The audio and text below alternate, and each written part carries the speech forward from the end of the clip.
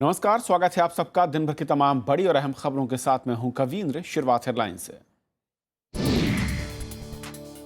America में किरकिरी के बाद पाकिस्तान का नया पैंतरा, कहा परमाणु हथियारों की होड़ के लिए भारत जिम्मेदार। कश्मीर में पाक गोलीबारी में एक नागरिक की मौत। भारत अफ्रीका तीसरा शिखर सम्मेलन, 40 देशों के राष्ट्राध्यक्ष समेत 54 देश करेंगे शिरकत। राजनीतिक आर्थिक संबंधों की मजबूती पर रहेगा जोर। वित्त मंत्री अरुण जेटली ने बिहार में किया जीत का दावा, कहा कर देंगे राज्य का कायाकल्प। नीतीश कुमार का वादे पूरा न करने का आरोप। फांसी लगाने से हुई गोहाना में दलित लड़के की मौत, शुरुआती जांच के बाद एसआईटी का दावा। कांग्रेस की सीबीआई जांच की मांग। और अब महिलाएं उड़ाएंगी लड़ाकू विमान, रक्षा मंत्रालय की हरी झंडी। वर्तमान बैच से चुनी जाएंगी वायुसेना की पहली महिला लड़ाकू पायलट।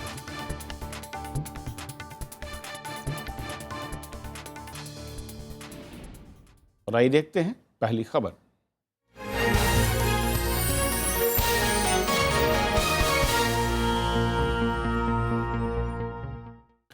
भारत विरोधी एजेंडा लेकर अमेरिका पहुंचे पाकिस्तान के प्रधानमंत्री की कश्मीर और आतंकवाद के मुद्दे पर जमकर किरकिरी हुई और इसके बाद नवाज शरीफ ने भारत के खिलाफ नया पैंतरा चला। अमेरिका में एक कार्यक्रम में नवाज शरीफ ने कहा है कि भारत हथियारों का जखीरा बढ़ा रहा है और इसके जवाब में पाकिस्तान को कदम उठाने होंगे। वहीं भारत ने सभी मसलों के बारे में द्विपक्षीय बातचीत पर जोर दिया है। कश्मीर और आतंकवाद के मुद्दे पर अमेरिका से दो टूक जवाब सुनने के बाद भी पाकिस्तान अपनी हरकतों से बाज नहीं आ रहा है। परमाणु हथियारों की होड़ के लिए वो भारत के साथ तनाव को जिम्मेदार ठहरा रहा है। वॉशिंगटन में यूएस इंस्टीट्यूट ऑफ पीस में नवाज शरीफ ने कहा कि भारत ने हथियार बढ़ाए तो पाकिस्तान को प्रतिरोध के लिए मजबूर होना पड़ेगा। India is engaged in a major arms buildup, regrettably with the active assistance of several powers. This will compel Pakistan to take several countermeasures to preserve credible deterrence. इससे पहले पाकिस्तान के विदेश सचिव एजाज अहमद चौधरी भी कह चुके हैं कि पाकिस्तान का परमाणु कार्यक्रम भारत से खतरा और आक्रामकता को रोकने के लिए है। एक अमेरिकी रिपोर्ट में कहा गया है कि पाकिस्तान दुनिया का 5वां सबसे ज्यादा परमाणु हथियार रखने की राह पर है। भारत साफ कर चुका है कि वो पाकिस्तान के साथ सभी मसलों पर शांतिपूर्ण तरीके और आपसी बातचीत के पक्ष में है। India has always desired resolution of all issues with Pakistan bilaterally through dialogue and peaceful means. It is Pakistan which has chosen to use terrorism as an instrument of state policy. उधर पाक अधिकृत कश्मीर और बलूचिस्तान में पाकिस्तान के खिलाफ विरोध प्रदर्शन तेज हो गए हैं। जानकार मानते हैं कि नवाज शरीफ का बयान पाकिस्तान की अंदरूनी चुनौतियों और अमेरिकी दौरे की नाकामी छिपाने की कोशिश है। नवाज शरीफ उधर जीरो है, वो कुछ नहीं है। पाकिस्तान में क्या पूरे विश्व में वो जीरो है। उसका आपने देखो कि मुलाकात की ओबामा से, उसने देखो यूएसए में उसने क्या किया और क्या हुआ है, कुछ भी नहीं हुआ। पाकिस्तान के प्रधानमंत्री नवाज शरीफ की अमेरिका दौरे पर कश्मीर मुद्दे को उठाने की पुरजोर कोशिश थी, लेकिन अमेरिका ने इस मसले में दखल देने से इनकार कर दिया। साथ ही पाकिस्तान को सभी आतंकवादी समूहों के खिलाफ बिना किसी भेदभाव कार्रवाई करने को कहा। अमेरिका ने पाकिस्तान के साथ भारत के तर्ज पर असैन्य परमाणु करार से भी मना कर दिया है। ऐसे में नवाज शरीफ हथियारों के बारे में बयान देकर दुनिया का ध्यान खींचने की कोशिश कर रहे हैं। Bureau report, Rajya Sabha TV. और इस पूरे मसले पर और बातचीत करेंगे हमारे साथ पूर्व राजनयिक राजीव डोगरा जी हैं। राजीव जी, बहुत बहुत स्वागत है आपका। सबसे पहले तो समझना ये चाहूँगा कि पाकिस्तान के प्रधानमंत्री जिस तरीके से हथियारों को लेकर भारत के बारे में कंपेयर करते हुए नजर आ रहे हैं, असल में ये क्या दिखा रहा है? किस तरीके के संकेत हैं? क्या कहें कि अंदरूनी हालात से दबाव इतना ज़्यादा है कि अब इस तरह के रास्ते पर चलने को मजबूर है नवाज शरीफ? देखिए, पहली बात तो हमको इसकी सीरियसनेस को इग्नोर नहीं करना चाहिए। अगर पीएम नवाज शरीफ की विजिट को हम यही सोचते रहे कि वो उनके अंदरूनी मामले हैं, वो कमज़ोर हैं या स्ट्रॉन्ग हैं, तो हम मेरे को लगता है अपने आप को थोड़ा धोखा दे रहे हैं। क्योंकि प्राइम मिनिस्टर नवाज शरीफ के वॉशिंगटन पहुंचने से पहले ही एक ऐसी एक्सप्लोसिव और ऐसी महत्वपूर्ण घटना हुई है कि जिसका बयान नहीं किया जा सकता। उनके फॉरेन सेक्रेटरी ने अमेरिका की सॉइल में ये कहा है कि पाकिस्तान के पास टैक्टिकल न्यूक्लियर वेपन्स हैं, या जिसको दूसरे शब्दों में कहा जाए बैटलफील्ड न्यूक्लियर वेपन्स हैं। राइट। उसका मतलब ये है, जो मैंने अपनी किताब वेयर बॉर्डर्स ब्लीड में बड़ा पहले बताया था, इस साल के शुरू में जो पब्लिश हुई है, कि ये छोटे छोटे न्यूक्लियर बॉम्ब्स हैं शेल्स की तरह, जो तोपों से भी दागे जा सकते हैं और मिसाइल से भी पहुंचाए जा सकते हैं। तो ये इतना डेंजरस है कि हमारे लिए तो खतरा है ही है, सिविलियंस के लिए, हमारी आर्मी के लिए भी, कि वो अगर 2 गज भी आगे बढ़े तो उसके ऊपर भी ये बैटलफील्ड वेपन्स एम्प्लॉय किए जा सकते हैं। तो हमने इसका सीरियसनेस जो है, अभी तक हमारे देश को अभी तक इसके बारे में जागरूकता नहीं हुई है। वरना जो पाकिस्तानी फॉरेन सेक्रेटरी ने वॉशिंगटन में कहा था, उसके ऊपर ऑफिशियल रिएक्शन भी आना चाहिए था और देश में बहस भी छिड़नी चाहिए थी कि भाई ये हो क्या रहा है पाकिस्तान में, जो हमारे लिए एक बहुत बड़ा प्रॉब्लम बन जाएगा। क्या राजीव साहब ये माना दूसरी जाए? चीज ये है जी सर, कि कंटिन्यू करें सर आप। दूसरी चीज ये है कि ओबामा ने उनको बिल्कुल धुतकारा नहीं है, जो हम समझ रहे हैं कि नवाज शरीफ को उन्होंने मुंह टोक सुना दी और खत्म हो गया। पहली बार 10 साल में अमेरिका ने एक जॉइंट स्टेटमेंट में पाकिस्तान के साथ कश्मीर के बारे में बात की है और ये भी कहा है कि उसका सॉल्यूशन होना चाहिए। तीसरी बात जो हम समझ नहीं रहे हैं, मैं बार बार समझ नहीं रहे इस्तेमाल कर रहा हूं, क्योंकि ये विजिट में काफी ऐसी चीजें हुई हैं जो हमको बाद में भुगतनी पड़ेंगी। पहली बार टेररिज्म में दोनों देशों को अमेरिका ने इक्वेट किया है एक जैसा, क्योंकि जो उन्होंने लफ्ज अंग्रेजी में यूज किए हैं उसका मतलब ये है कि दोनों साइड की जो कंप्लेंट है टेररिज्म के बारे में वो डिस्कस करें दोनों साइड। तो मतलब भारत और पाकिस्तान को एक दूसरे की तरह उन्होंने कर दिया। तो क्या एक और महत्वपूर्ण बात जी कि एक बहुत बड़ा डैम बनाने की सोच रहा है पाकिस्तान, पीओके में, पाकिस्तान ऑक्युपाइड कश्मीर में, ग्यामर भाषा डैम जो है, हमने ऑब्जेक्ट नहीं किया है, जबकि आज तक हम हर चीज को, चाहे वो चीन वाली सड़क हो, चाहे ये डैम के ऊपर भी जब एशियन डेवलपमेंट बैंक ने सोचा था इसके बारे में फाइनेंस करने का, तो हमने ऑब्जेक्ट किया था और एशियन डेवलपमेंट बैंक ने पाकिस्तान को कहा था कि लिखित में भारत से नो ऑब्जेक्शन सर्टिफिकेट लेके आओ।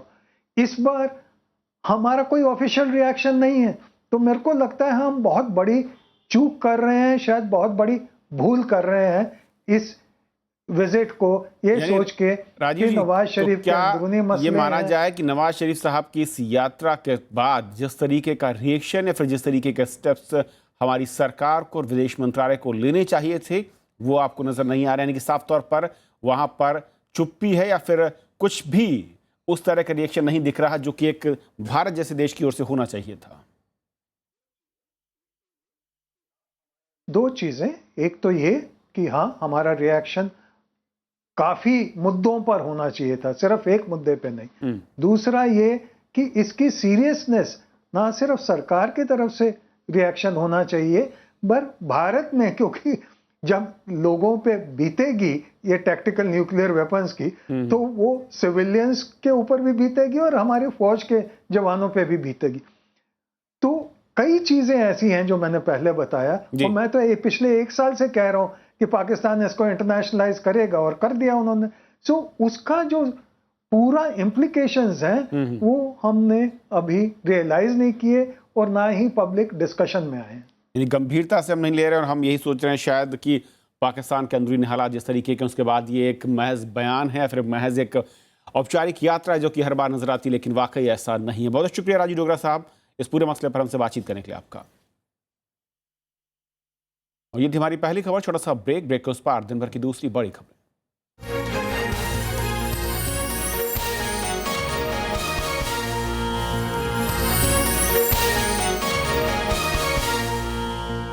हम हैं आज लुधियाना में, यानी साहिर लुधियानवी का लुधियाना। मैं पल दो पल का शायर हूँ। कभी कभी मेरे दिल में ख्याल आता है कि जिंदगी तेरी जुल्फों की नर्म छाँव में गुजरने पाती तो शादाब। उनकी नज़र, उनका शहर और उस शहर में हमारा सफर। देखिए सिर्फ राज्यसभा टेलीविजन पे।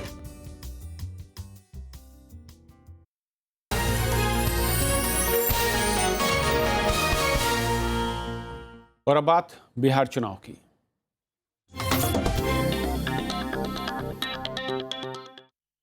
बीजेपी के कई दिग्गज नेताओं ने बिहार में प्रचार की कमान संभाल रखी है। पार्टी अध्यक्ष अमित शाह ने आज प्रदेश में कई रैलियां की, तो वहीं वित्त मंत्री अरुण जेटली ने एक प्रेस कॉन्फ्रेंस के जरिए बीजेपी की दावेदारी को मजबूत बताया।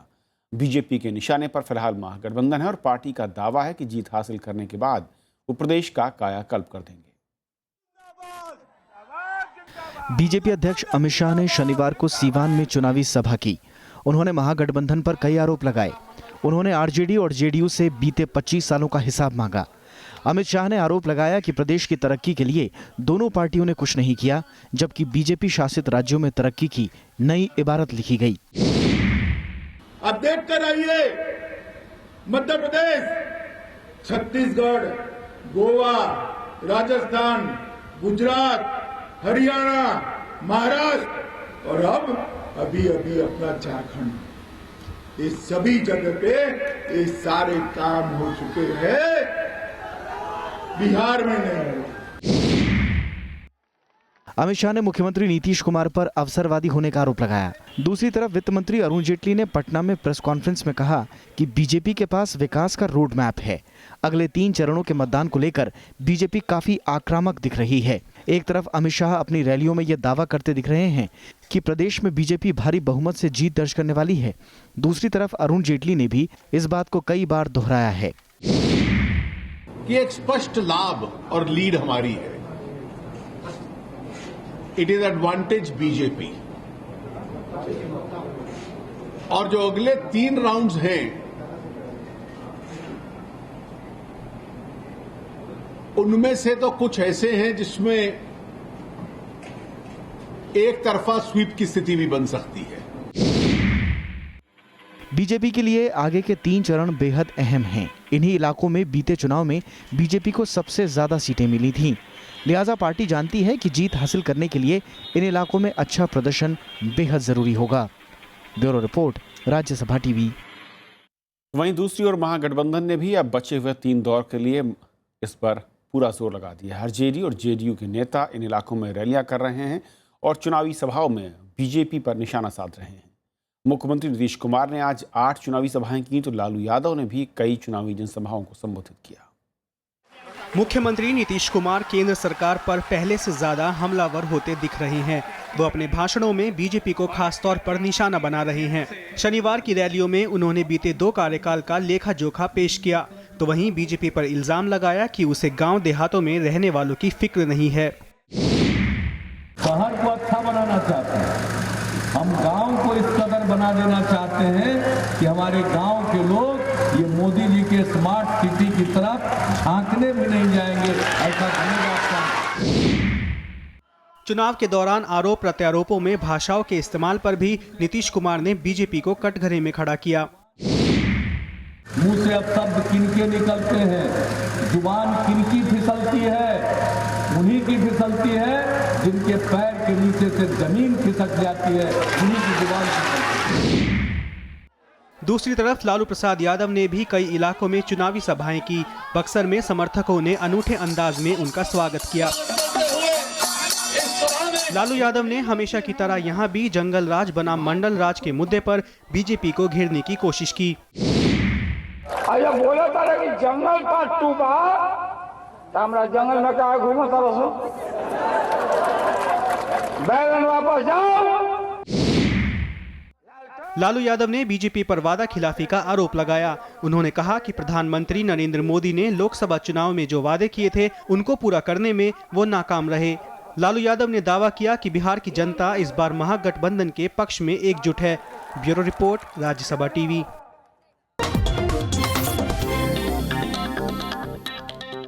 दिल्ली में सोमवार से तीसरा भारत अफ्रीका शिखर सम्मेलन शुरू हो रहा है, जिसमें अफ्रीका के सभी 54 देशों के राष्ट्राध्यक्षों को आमंत्रित किया गया है। मुख्य शिखर वार्ता 29 अक्टूबर को होगी। प्रधानमंत्री नरेंद्र मोदी अलग अलग देशों के प्रमुखों के साथ बैठकें भी करेंगे। इंडिया अफ्रीका फोरम समिट के लिए इंदिरा गांधी इंडोर स्टेडियम सज धज के तैयार है। करीब 2000 प्रतिनिधियों का स्वागत भी जोरों शोरों पर है। 21वीं सदी में भारत में होने वाला ये सबसे बड़ा आयोजन है, जिसमें 54 देश शामिल होंगे और 40 से ज्यादा देशों के राष्ट्राध्यक्ष एक साथ मौजूद रहेंगे। I can assure you there will be daily briefings in the media center. In fact, more than 700 journalists have already registered for this, so this itself tells you the high amount of interest that exists both in India and in Africa for this very momentous event. इस शिखर सम्मेलन का आगाज 26 अक्टूबर यानी सोमवार को होगा। 26 अक्टूबर को ही विदेश सचिवों का सम्मेलन होगा। इसके बाद 27 अक्टूबर को विदेश मंत्री स्तर की बातचीत होगी। 28 अक्टूबर को अफ्रीकी राष्ट्राध्यक्षों का आगमन होगा और 29 अक्टूबर को होगा भारत अफ्रीका शिखर सम्मेलन। हालांकि सम्मेलन 29 अक्टूबर को औपचारिक रूप से खत्म हो जाएगा, लेकिन 30 अक्टूबर को प्रधानमंत्री नरेंद्र मोदी राष्ट्राध्यक्षों के साथ अलग अलग मुलाकात करेंगे और आखिर में जारी किया जाएगा दिल्ली घोषणा पत्र, जिसमें भारत और अफ्रीका के बीच राजनीतिक और आर्थिक सहयोग की नई रूपरेखा का ऐलान किया जाएगा। I think this is a very important opportunity to keep reminding ourselves that we have a very strong partnership, we have a very strong relationship, we have to keep growing that relationship and to also explore new horizons for that engagement, which is what the summit is going to be about. Bharat Africa के संबंधों को जरूरतों के अनुसार ढालने के लिए 2008 में भारत अफ्रीका फोरम की स्थापना की गई थी, जिसे आज और बड़े पैमाने पर आयोजित किया जा रहा है। India and Africa, the relationship is not from 2 years ago, 10 years ago, 20 years ago, or 30 years ago. It is more than this. So do you want to stop it? दुनिया के 54 देशों का ये समूह भारत की राजनीतिक और आर्थिक महत्वाकांक्षा को पूरा करने के लिए भी काफी अहम है। इसीलिए पहली बार समिट में सभी अफ्रीकी देशों को न्योता दिया गया है। इसके पहले के सम्मेलनों में अफ्रीकन यूनियन की सलाह पर मात्र 15 देश ही शामिल होते थे। अखिलेश सुमन की रिपोर्ट, राज्यसभा टीवी।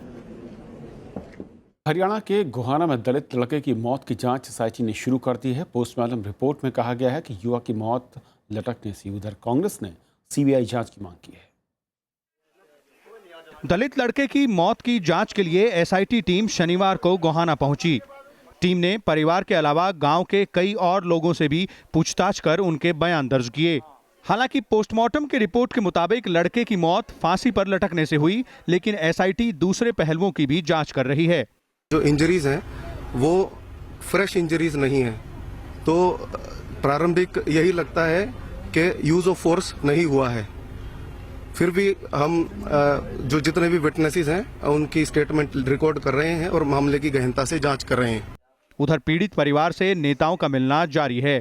कांग्रेस नेता कुमारी शैलजा और भूपेंद्र सिंह हुड्डा ने शनिवार को युवक के परिजनों से मुलाकात की।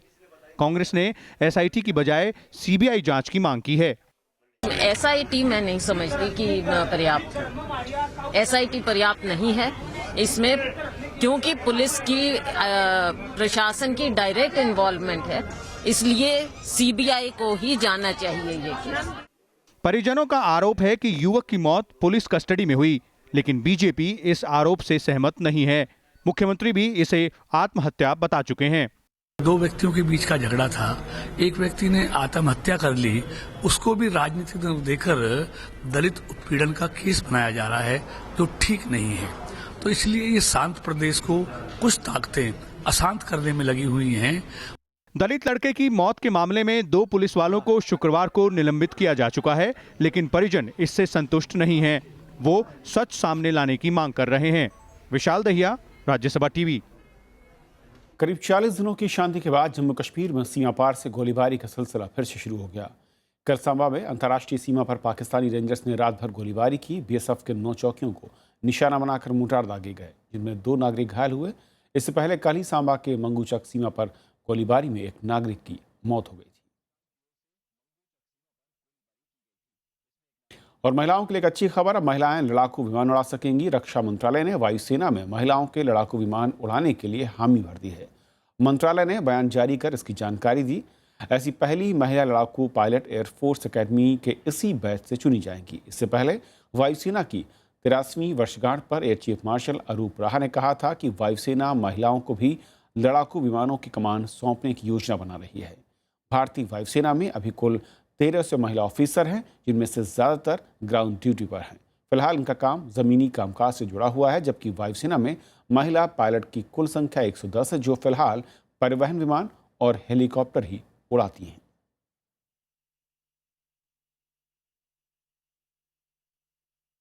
और अब बात आपकी आवाज़ की। ये वो प्लेटफॉर्म है जहां पर हर बार एक नया शख्स बनता है सज्जन रिपोर्टर और बताता है एक ऐसी खबर जिसका सरोकार आप सबसे है। और यहाँ पर हम जानते हैं कि कैसे प्रशासन की लापरवाही की वजह से लोगों की रोज़मर्रा की ज़िंदगी का सफ़र खतरनाक हो चला है।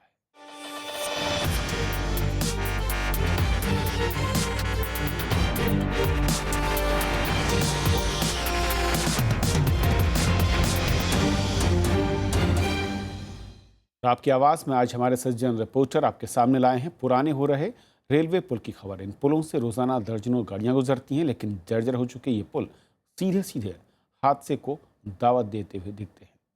देखते हैं वाराणसी से सज्जन जर्नलिस्ट ब्रजेश सिंह की रिपोर्ट।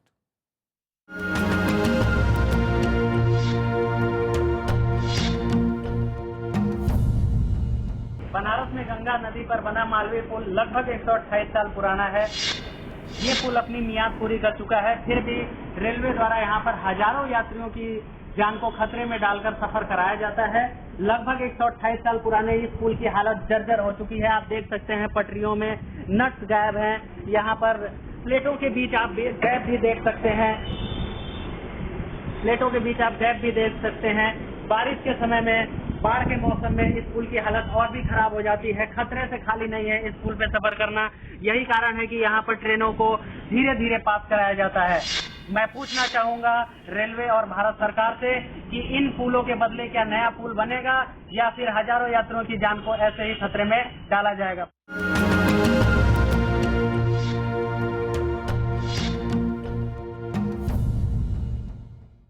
तो काशी का मालवीय पुल बड़े हादसे के ऐसा लगता है इंतजार में खड़ा हो। वक्त के थपेड़ों को झेलता हुआ 1000 मीटर लंबा ये पुल जर्जर हो चुका है और पुल की मियाद कुछ साल पहले ही खत्म हो चुकी है, लेकिन आज भी इसका इस्तेमाल बदस्तूर जारी है।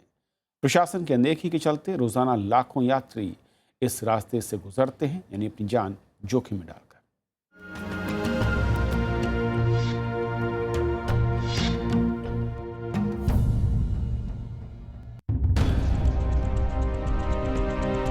पटरियों के जॉइंट को जोड़ने वाली फिश प्लेट्स और उनमें गायब नट बोल्ट्स। ये तस्वीरें हैं बनारस में गंगा नदी पर बने मालवीय पुल की, जहां कई जगहों पर ऐसा ही नजारा है। पुल की हालत खस्ता है, फिर भी ट्रेनें धड़ल्ले से गुजर रही हैं।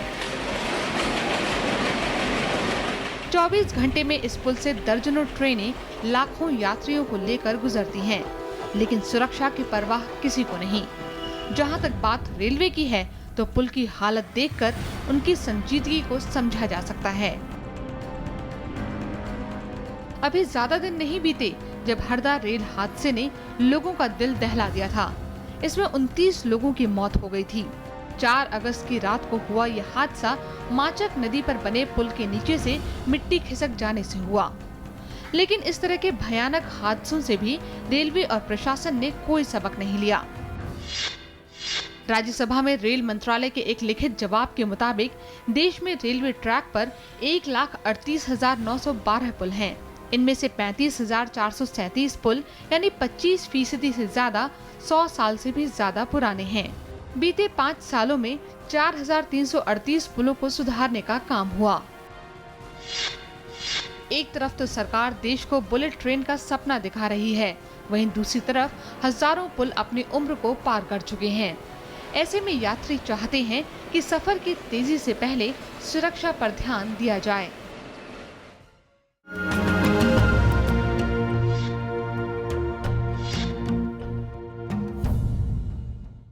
तो आपने देखा वाराणसी का मालवीय रेलवे पुल, जो 100 साल से भी ज्यादा पुराना है और पुल की हालत जर्जर है, लेकिन रेलवे अब तक खामोश या फिर शांत है।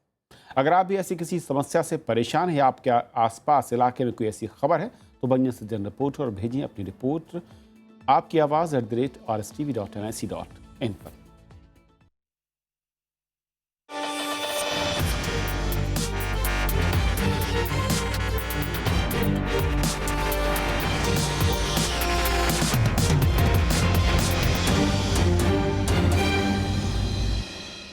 तो इस बुलेटिन में अभी इतना ही। नमस्कार।